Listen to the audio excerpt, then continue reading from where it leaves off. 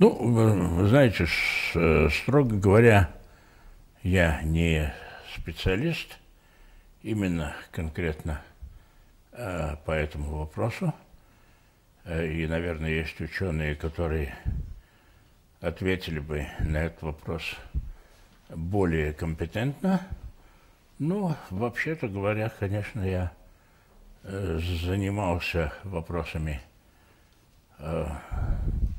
генезиса народов разных областей Евразии и, в частности, более-менее происхождением различных народов Кавказа.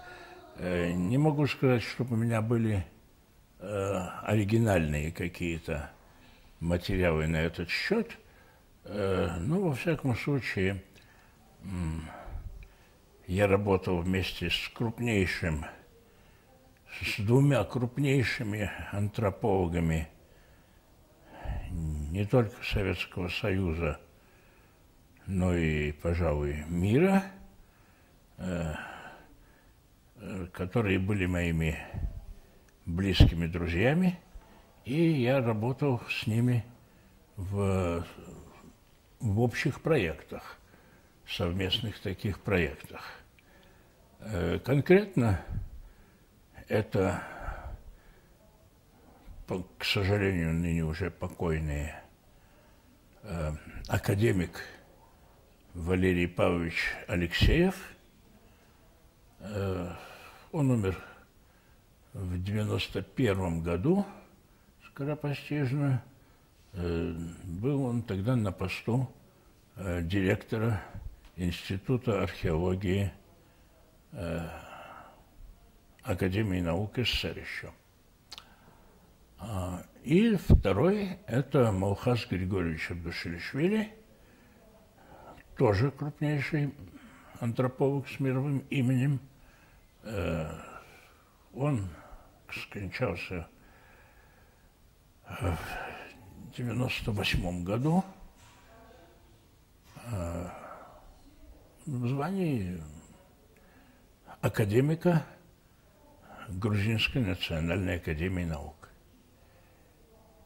Всех нас троих, то есть меня и этих двух замечательных людей, связывала тесная дружба и совместные работы. Ну, мы вместе были на многих конференциях, международных конгрессах в Японии, в Америке и в других местах. И вместе работали в течение многих лет, ну так, с перерывами по 4 месяца, допустим, раз в 2-3 года, 4 зимних месяца, мы несколько раз проводили в Индии в совместных антропологических исследованиях, в советско-индийских антропологических исследованиях. И итоговые труды по этим исследованиям выпало редактировать мне еще при их жизни. Ну и писать об этом, к сожалению, уже после их смерти. Поэтому я действительно, вот опираясь на то, что я знаю от них, на те знания, которые я почерпнул в совместной работе с ними, действительно с крупнейшими учеными, могу все-таки действительно позволить себе высказать несколько предположений о происхождении народов Кавказа, в частности. Ну, совместная наша работа касалась происхождения народов Индии, но это связано. и с происхождением народов Передней Азии, по существу это же соседние регионы, и происхождением народов Кавказа. Итак, адыги – один из древнейших народов мира. Правда, иногда бывает трудно утверждать тождество современных и древних народов, если не остались письменные памятники от них. Но адыги упоминаются, можно достаточно убежденно сказать, что имеются в виду племена предки адыгов в ближневосточных и античных письменных памятниках. Ну и достаточно хорошо изучена археология Кавказа, чтобы можно было говорить об археологических свидетельствах. Кубанская культура, майкопская культура, как принадлежащие именно предкам кавказских народов. Надо полагать, что 8 тысяч лет назад мог существовать, и, наверное, существовал, некий общий кавказский язык. Ну, конечно, как любой язык живой, он существовал в виде группы родственных диалектов, ну, и еще довольно близких между собой. Это происходило 8 тысяч лет тому назад. Может быть, 10 тысяч лет тому назад. Где эти племена располагались, вот для этого времени конкретно с археологическими культурами увязать сложно. Можно говорить лишь о том, что вот это было время конца палеолита в Передней Азии или начало перехода к неолиту, то есть начало. Именно на этот период относится начало перехода к неолиту, то есть начало одомашнивания рогатого скота, прежде всего мелкого рогатого скота, овец, затем несколько позже крупного рогатого скота и одомашнивание основных злаков. Пшеницы, ячменя, позже проса. Но проса скорее была заимствована из более восточных районов, из Восточной Азии. Проса вряд ли является таким эндемичным на Кавказе. Культурные сорта проса скорее имеют восточноазиатское происхождение. Ну, в ареал одомашнивания самых ранних сортов пшеницы Кавказ, несомненно, входит. Относительно внешнего облика, ну, достаточно уверенно можно утверждать, что внешний облик предков кавказских народов,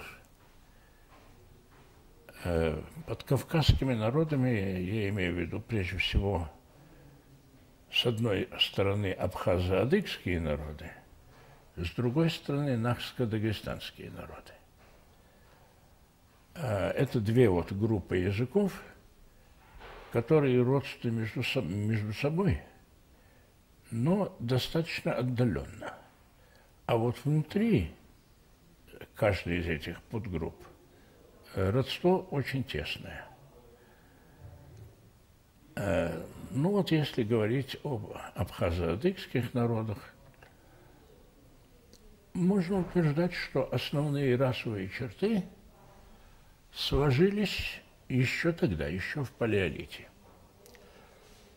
Какие это расовые черты? Но мы не можем говорить относительно глаз, волос, цвета кожи, поскольку такие вещи не сохраняются, но кости сохраняются, так что черты лица и форма головы достаточно хорошо нам известны.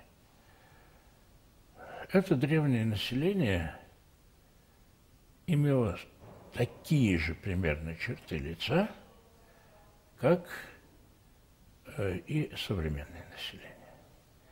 То есть самое главное – это резко профилированный лицевой скелет. Что значит резко профилированный лицевой скелет? Вот если мы возьмем череп и разрежем вот так вот, и посмотрим на этот срез сверху, то у кавказских народов он будет вот так вот, остро выступать. Гребень носа будет выступать вперед, как нос корабля. Вот. Это резкая профилировка. И в этом плане кавказские народы обладают, в мире, пожалуй, наиболее резко профилированным лицевым скелетом. Скажем, а у монгольских народов, наоборот, мы увидим вот такую примерно форму. То есть уплощенный лицевой скелет, совершенно противоположный. Как ни странно, в языковом отношении, благодаря трудам в основном академика Старостина, Сергей Анатольевич Старостин – это один из крупнейших языковедов мира, опять-таки, наверное, в 10 имен самых больших языковедов современности имя Старостина должно быть включено. К сожалению, он умер скоропостижно. Сейчас точно не скажу. В общем, несколько лет тому назад. Может быть, около 10 лет тому назад уже. Это была колоссальная потеря, конечно, но я точную дату не помню. В возрасте всего 51 года. Очень много языковедов умерло очень молодыми, именно занимавшихся вот этой группой языков, в древности распространенной на Кавказе и в Передней Азии. Начнем с основоположника этого, с дальних сравнений между языками, Ильича Свитыча, гениального ученого, который погиб под колесами автомашины, когда ему было вообще 31 год. Но к 31 году он успел сделать гениальное открытие и написать, еще не напечатать, но написать колоссальные научные труды, колоссального научного значения, которые потом опубликовали уже его друзья. И нескольких людей я могу назвать тоже, к сожалению, так рано умерших или заболевших и так далее, занимавшихся этими вещами. К чему я это говорю? Сергей Анатольевич Старостин показал, что кавказские языки с одной стороны и китайско-тибетские языки с другой стороны родственны между собой. Но это родство восходит где-то 15 тысяч лет тому назад.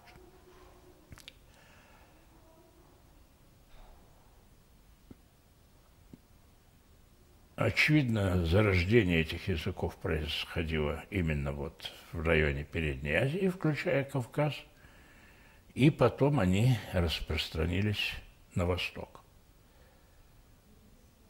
Ну, на этом протяжении, на этом пути потом было открыто еще несколько маленьких групп языков, горских языков. Скажем, язык буришков в Гиндукуше, ну, на севере Пакистана, на стыке с Таджикистаном и Афганистаном, которые тоже входят в это родство, которые как бы являются некоторым мостиком. А когда-то, очевидно, от Кавказа до Китая тянулся сплошной пояс родственных языков. Вопрос возникает такой. Ну, китайцы и кавказцы совершенно не похожи друг на друга. Может ли быть, чтобы они говорили на родственных языках? Ну, тогда конкретный совершенно вопрос. Турки и тувинцы или якуты. Они точно так же не похожи друг на друга. Турки похожи на жителей Кавказа, а якуты и тувинцы, ну, более или менее похожи на китайцев. Тем не менее, якутский, тувинский язык с другой стороны и турецкий, азербайджанский язык или балкарский, кумыкский язык с этой стороны практически взаимопонимаемы.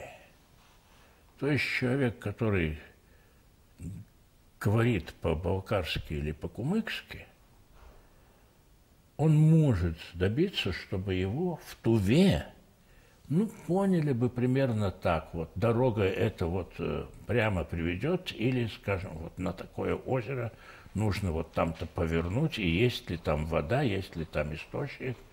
Вот такого рода вещи можно, простые вещи можно спросить, не изучая тувинский язык, настолько близкие языки. А кавказские и китайские языки, конечно, очень далеки друг от друга, только научный анализ может показать, что они родственны. Но здесь гораздо больше близость. Исторически она объяснима, потому что предки древних тюрков распространялись из района Монголии, и пока они распространялись, исторически известно как, на запад, смешивались с местным населением, и практически сегодня тувинцы и якуты не отличаются от эвенков или, допустим, каких-нибудь нанайцев внешне, а балкарцы, кумыки почти не отличаются от, или не очень сильно отличаются внешне от турок и азербайджанцев. Но это вопросы более давние. Это вопросы, когда существовал еще такой давний сино-кавказский проязык. Он существовал. Это научно доказано. Но это было гораздо раньше того времени, когда обособился из его недр кавказский проязык, из которого в дальнейшем прежде всего разделились западно-кавказский и восточно-кавказский, из которых получились нахско-дагестанские языки в Чечне и в Дагестане и абхазо-адыгские языки вот здесь. Те и другие были распространены шире в древности, потому что и грузинские, и армянские языки, они не входят в эту большую группу, кавказскую группу, они входят в другую группу настратических языков. Армянский в индоевропейский, грузинский в особую группу, именно, собственно, картвельскую, грузинскую группу. И они ближе друг к другу, чем вот к кавказским языкам. Но они сложились не над современной территорией Кавказа. Они сложились не очень далеко, на территории современной Восточной Турции, но все-таки вне современных территорий Республики Грузия и Республики Армения, скажем так. Хотя древняя Грузия и древняя Армения захватывают те области, где они сложились. Но сейчас их там носителей, собственно, в Турции почти не осталось. Но на Кавказе все же они появились позже. Нахско-дагестанские языки как минимум охватывали помимо Дагестана и Восточного Кавказа весь Азербайджан, весь восток Грузии, современную территорию Армении и, может быть, еще, то есть даже наверняка еще территорию Северного Ирана.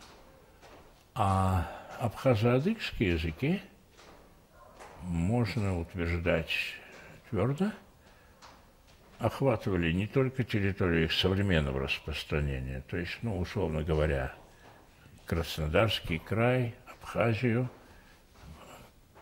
Кабардино-Балкарию, ну и всю Западную Грузию и, наверное, прилегающие вот причерноморские районы северо-восточной Турции.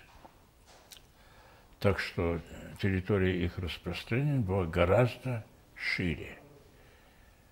Ну, откуда мы это знаем? Во-первых, дошли до нас клинописные записи на хатском языке, и мы видим, что там есть много похожих структурных черт с абхазским языком, прежде всего, ну и с абхазо-адыгскими языками в целом. А на хатском языке говорили в Восточной Турции. Во всей Западной Грузии есть такие гидронимы, то есть названия рек, в которых входит корень «пс». Ну, например, Супса. Есть такая река и поселок или городок такой в Западной Грузии. И поскольку это не единственный случай, там много вот таких названий рек с этим корнем «пс», ясно, что это абхазо-адыгский корень, и что когда-то Западную Грузию населяли до Мегрелов и Медитин, и Сванов, населяли носители абхазо-адыгских языков. Это уже, в общем, могут некоторые с этим спорить, но зря, потому что такого рода данные, они достаточно убедительны, они достаточно неопровержимы. Так что вот из первоначального такого общекавказского единства, к которому не относятся ни грузинские, ни армянские языки, ну и осетинские не относятся, и тюркские не относятся, скажем, балкарский, кумыкский, азербайджанский. Это языки племен, которые пришли сюда на Кавказ позже. Другое дело, что, конечно, физически, генетически мы все кавказцы похожи друг на друга. Ну, я армянин с некоторой примесью грузинской крови, но вот мы с вами похожи друг на друга. Вот именно вот этой профилировкой лицевого скелета мы похожи друг на друга. Больше, чем на народы, скажем, арабских стран, Ирана, не говоря уже там Западной Европы или Средней Азии и так далее. Но физические черты держатся очень устойчиво, а языки могут меняться. Так что у нас у всех наверняка найдутся предки, которые говорили на разных языках, в том числе и на кавказских, и на других некавказских языках. Но народ, когда он наследует свое имя и свое самосознание именно как такого народа, наследует его главным образом вместе с языком. Внешний облик тут имеет гораздо меньше значения.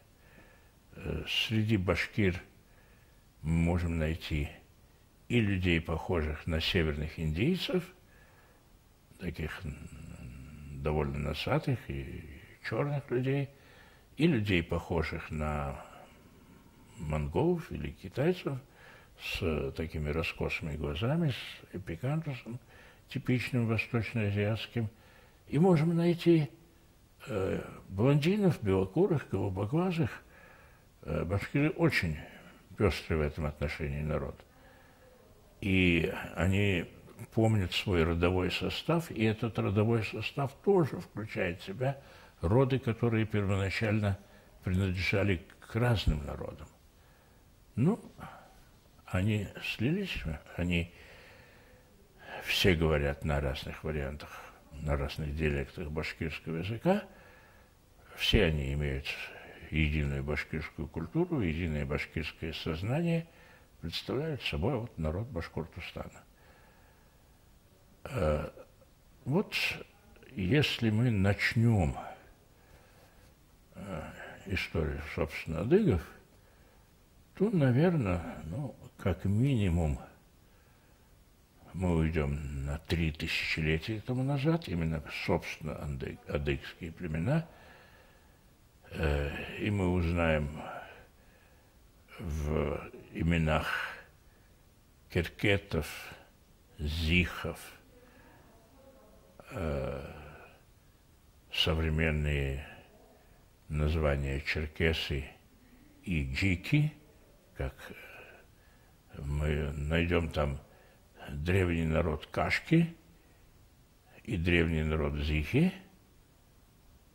И из современного грузинского языка мы знаем названия отдельных групп черкесов. Джики, джикеты, это вот район Туапсе, условно говоря, и кашаги, кашаки, это общее название адыгов в грузинском языке. Они совпадают с данными античных источников, с названиями античных источников. Так что, очевидно, адыгский народ, именно как адыгский народ, я не уверен насчет самого слова адыги, когда оно возникло и на какой основе.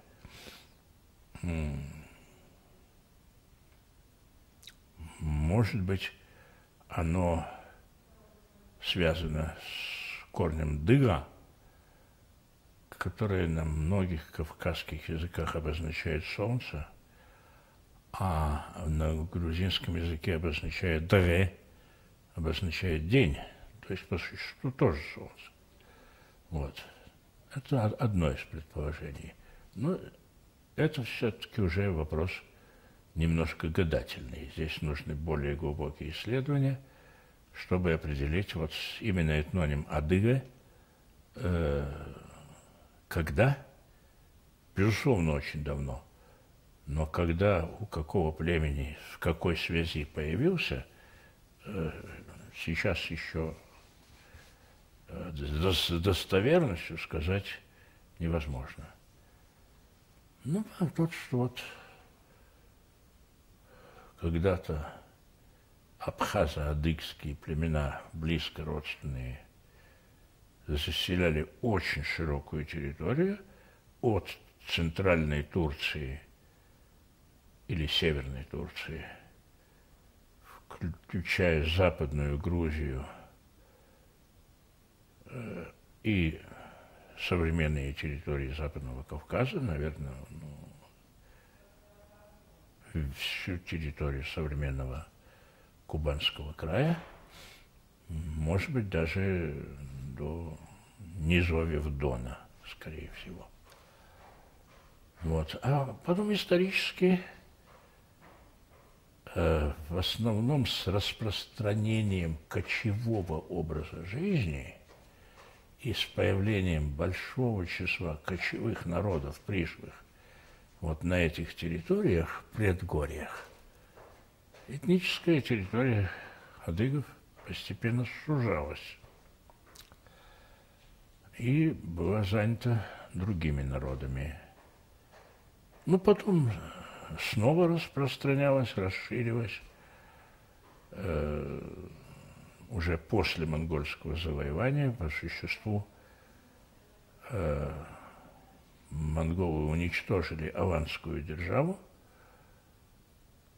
Осетины, прямые потомки аванов, сохранились в сравнительно небольшой части вот современной Северной Осетии, а на этих больших пространствах вновь распространились, конечно, впитав в себя какую-то часть бывшего аванского населения, ну и, наверное, и тюркоязычного населения, которое отчасти превратилось в кумыков, балкарцев, карачаевцев, а отчасти вошло, опять-таки, в состав распространявшихся адыгов, снова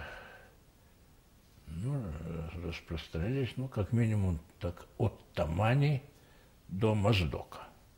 Собственно говоря, это вот от Тамани до Моздока это территория средневековой Черкесии в эпоху ее наибольшего могущества, которая падает, наверное, на XIV, XV, начало XVI века.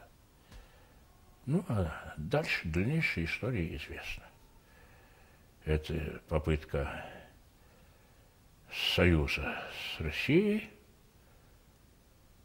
которая имела хорошие перспективы, но в силу разных политических причин не состоялась, не получила большого развития. Это распространение ислама, значит, переход от первоначально исповедовавшегося христианства к исламу, но, конечно, при сохранении огромного количества доисламских и дохристианских народных верований. Вот то, что так не нравится этим ваххабитам, но то, что является все-таки этнографическим и историческим бесспорным фактом. В культурном наследии современных адыгов можно проследить и иудейские, дохристианские, и христианские моменты, и большое количество народных таких, условно говоря, языческих представлений. На самом деле они не языческие, а правильно их называть анимистическими, представления, которые существовали у людей задолго и до иудаизма, и до христианства, и до ислама, ясное дело. Вот что можно сказать о истории адыгов до той национальной катастрофы, которая произошла в первой половине XIX века. Ну, эта национальная катастрофа достаточно хорошо известна.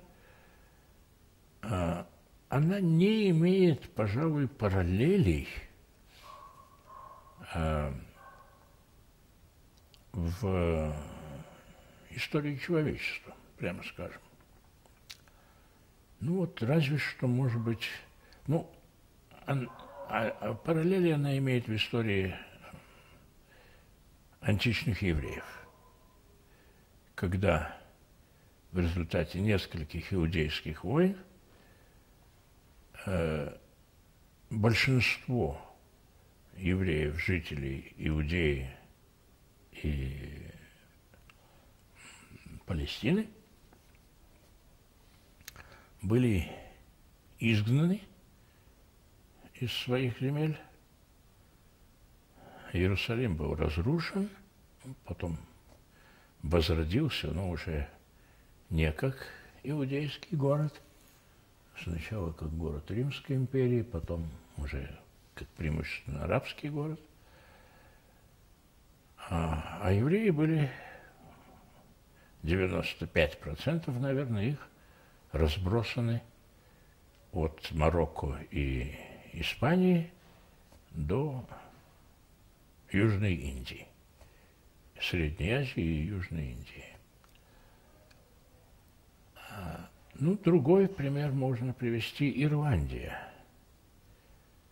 Ирландия была процветающей и высококультурной страной.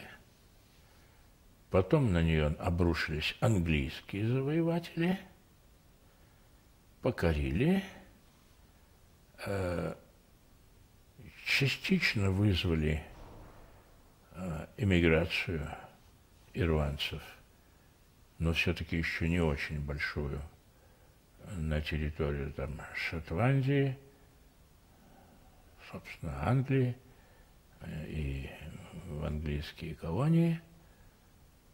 Ну, а потом, в те же годы примерно, что и махаджирство, началось немножко раньше, по-моему, в 1847 году, в результате болезни картофеля английские колонизаторы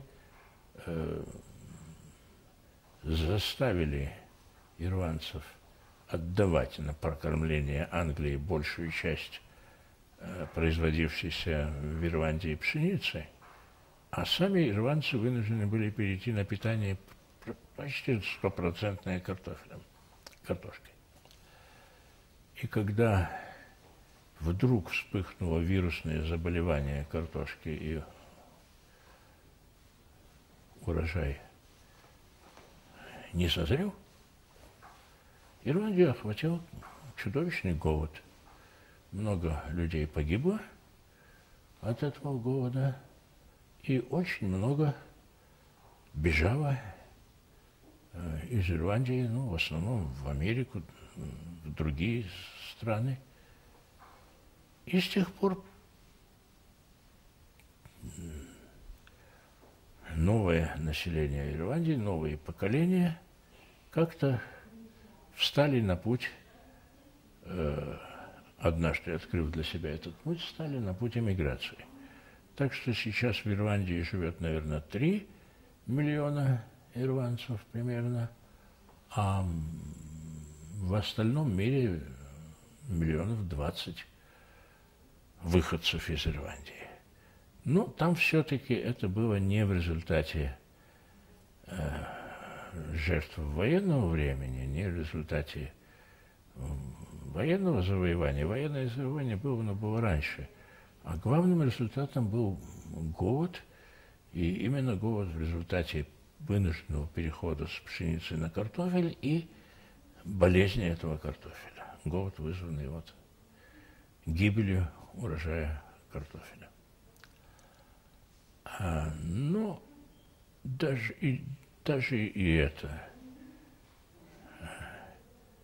и еврейское россияне, диаспора в Римской империи, и россияне ирландцев в Британской империи, все же по масштабу, по проценту меньше, чем россияне адыгов за пределы Российской империи. Все-таки, ну, наверное, вот порядка 85-90% адыгов сегодня проживает за пределами исконной адыгской территории. Даже если взять весь Северный Кавказ, то все равно от Тамани до Моздока живет где-то 600 с чем-то тысяч адыгов, а как минимум, наверное, 3 миллиона живет в 50 странах мира. Вот такова история адыгов. Ну, многое из этого все знают, хотя дают этому разные оценки и по-разному пытаются, разные историки разного политического направления по-разному пытаются представить эту историю.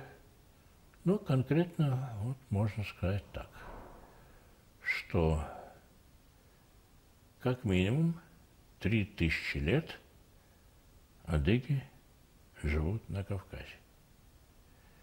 3000 лет тому назад их территория,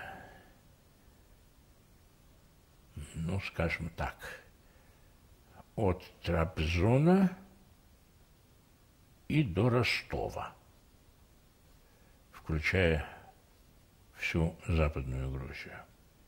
Я имею в виду не только адыгов, естественно, но и все абхазо-адыгские народы, то есть включая сюда абхазо-абазинские народы.